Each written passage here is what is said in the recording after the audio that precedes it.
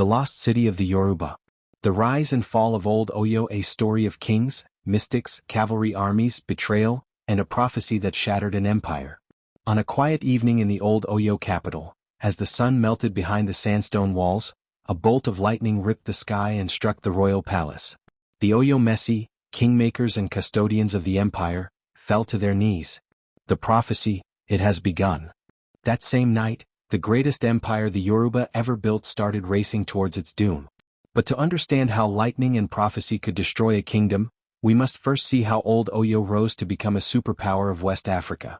Before we dive into the main story, like and subscribe to our YouTube channel and click on the bell notification button for more interesting video like this. Between the 14th and 17th centuries, Old Oyo, Oyo-Ile, grew from a small settlement into a mighty empire stretching across present-day Nigeria, Benin, and Togo.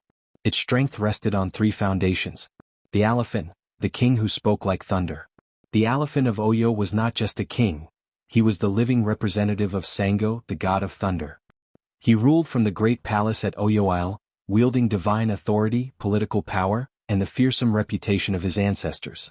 The Oyo Messi, the secretive council that could overthrow a king. 7 chiefs formed the Oyo Messi, led by the legendary Basharan. They were the balance of power, able to check the king and, even more fearfully, force him to commit suicide if he failed the empire. Their handshake with the Alaafin shaped centuries of stability, and would later trigger civil war. The feared Oyo cavalry. Old Oyo mastered something most forest kingdoms could not: the power of the horse. From the grassy plains of the north came imported breeds, trained into thunderous cavalry forces. These horsemen could cross vast battlefields in minutes and crush enemies with terrifying speed.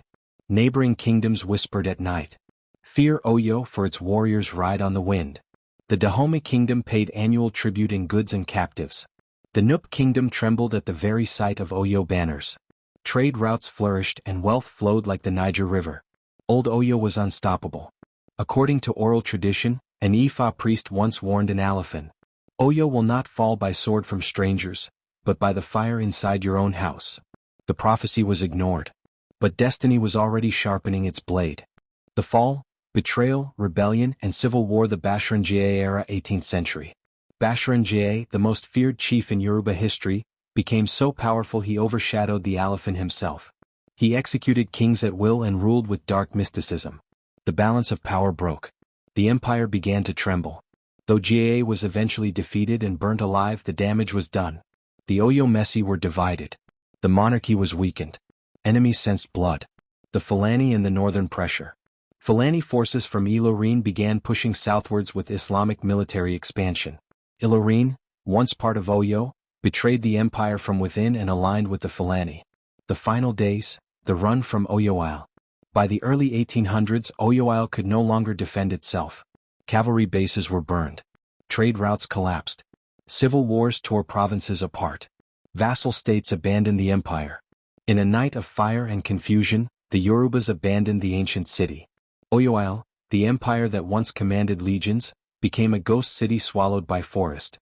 Centuries later, archaeologists walking through the ruins of Old Oyo found remnants of burnt stables, collapsed walls, and earthen ramparts stretching for kilometers. But deep inside the forests sits a shrine where priests still whisper, "The empire did not die, it only sleeps." And some historians believe Old Oyo's fall was only the first part of the prophecy. The second part is yet to unfold. What will that second prophecy reveal? Will a new Oyo rise someday? Or is the forest holding a secret no one is prepared to uncover? Want more stories like this? Hit like and subscribe so you don't miss any of our story, because this is just getting started.